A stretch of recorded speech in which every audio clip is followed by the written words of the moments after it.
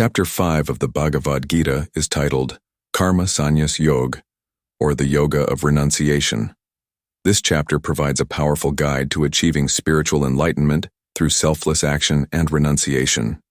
It encourages detachment from material desires while fulfilling one's earthly duties. ओम नमो भगवते वासुदेवाय। Shrimad Bhagavad Gita chapter 5 shloka 1।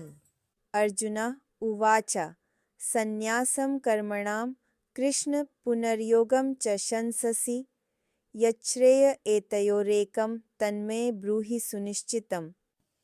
Arjuna said, O Krishna, you praised karma sannyas, that is the path of renunciation of actions, and you also advised to do karma yoga, which is selfless work with devotion.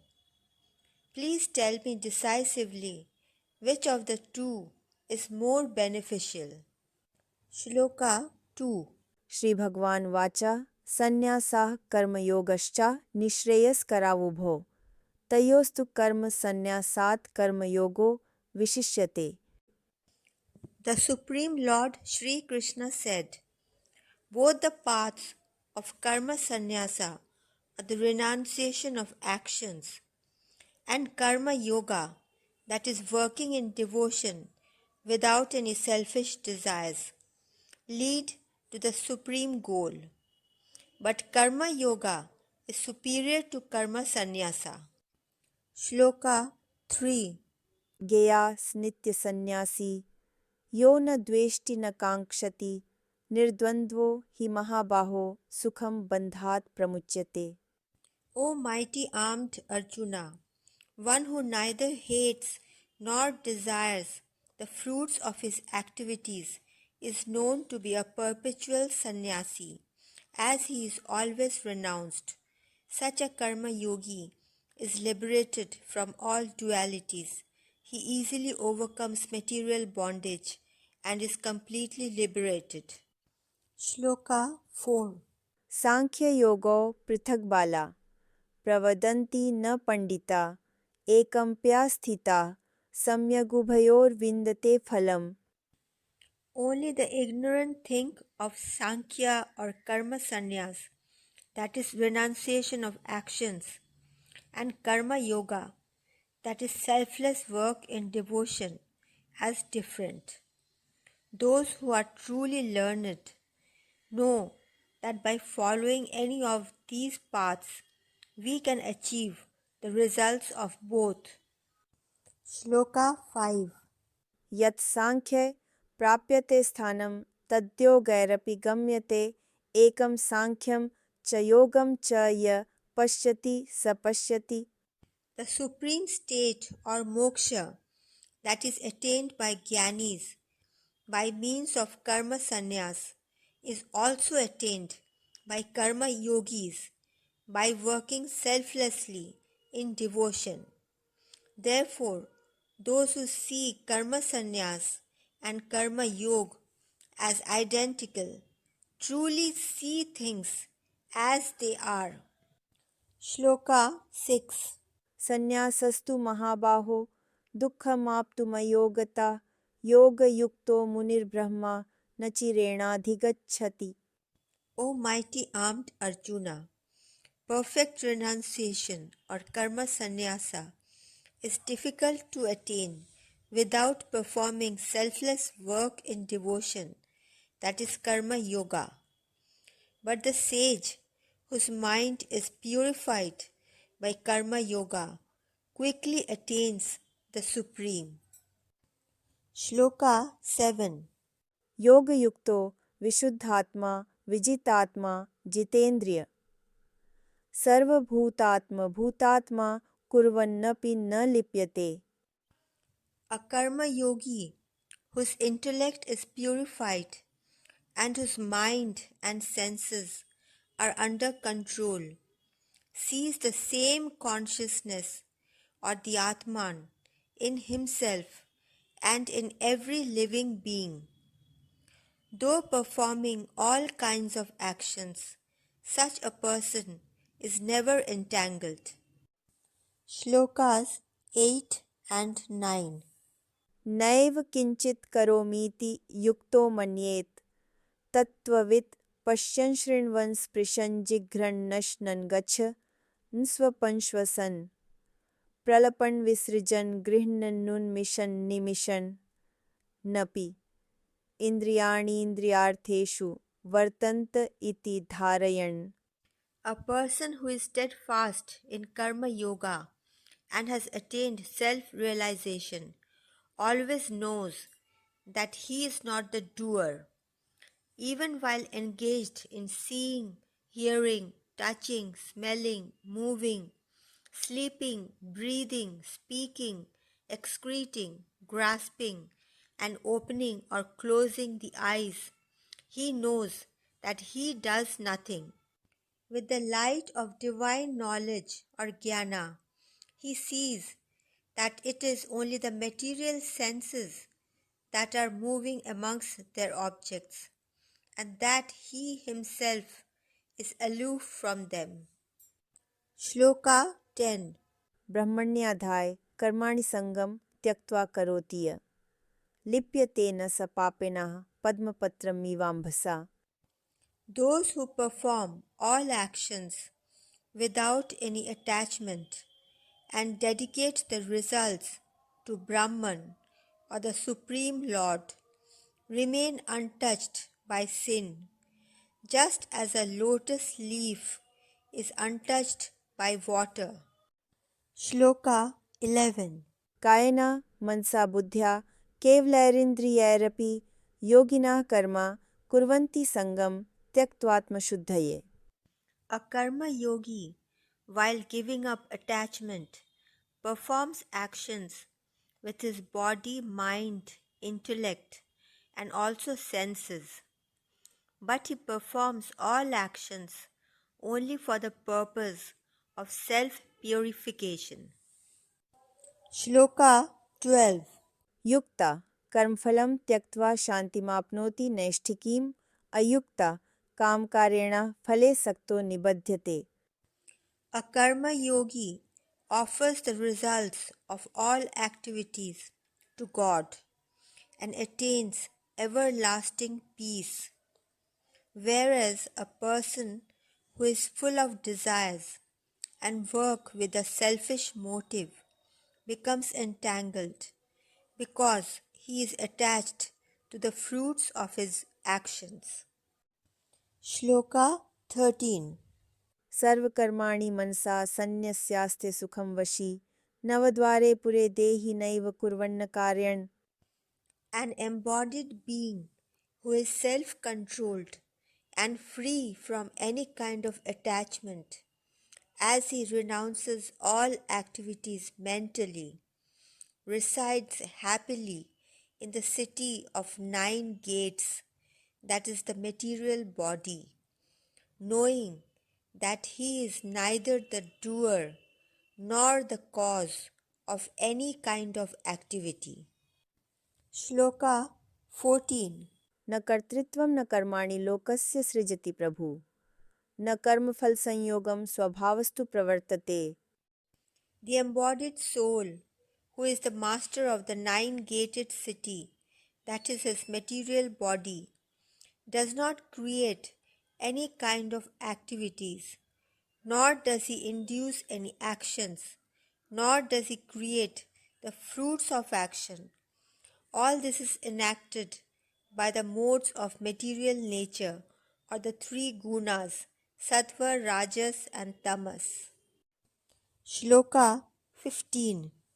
न दत्ते कस्यचित् पापं न चैवा सुकृतं विभु अज्ञानेनावृतं ज्ञानं तेन मुह्यन्ति जन्तवः.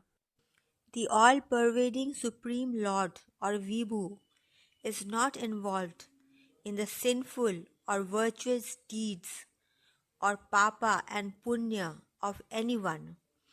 Embodied beings, however, are bewildered because of the ignorance that covers their real knowledge or jnana. Shloka 16. ज्ञानेनाहतु तद्ज्ञानं येषां नाशितमात्मना तेषामादित्यवज्ञानं प्रकाशयति तत्परम्. But for those who have attained enlightenment and whose ignorance is destroyed by divine knowledge or jnana, the supreme entity or Brahman is revealed. Just as the sun illumines everything when it rises. Shloka 17. तद्बुद्धयस्तदात्मानस्तन्निष्ठास्तत्परायणा गच्छन्त्य पुनरावृत्तिं ज्ञाननिर्धूतकल्मषा. The person whose intellect is fixed in the Supreme, who is completely absorbed in Him, with firm faith in Him as the ultimate goal. Such a person quickly reaches the state from where there is no return, that is, he attains enlightenment, and his sins are destroyed by the light of knowledge or jnana. Shloka 18. विद्याविनयसम्पन्ने ब्राह्मणे गविहस्तिनि शूनि चैवा श्वपाके च Pandita समदर्शिना. A Pandit or a truly enlightened person looks upon a Brahmana endowed with knowledge and humility, a cow, an elephant, a dog, and an outcast who feeds on dog's flesh with equal vision. This is because he sees the same Satchidananda Brahman in all of them. Shloka 19. इहैवा तैर्जिता सर्गो येषां साम्ये स्थितं मनः निर्दोषं हि समं ब्रह्म तस्माद् ब्रह्मणि ते स्थिता. A person whose mind is established in equality of vision has conquered the cycle of birth and death in this very life. He possesses the flawless qualities of Brahman and is therefore already seated in the absolute truth or Brahman. That is, he has already attained liberation. Shloka 20. न प्रहृष्येत् प्रियं प्राप्य नोद्विजेत् प्राप्य चाप्रियं स्थिरबुद्धिरसम्मूढो ब्रह्मविद् ब्रह्मणि स्थिता. A person who is established in Brahman has a firm understanding of divine knowledge or jnana and is never deluded.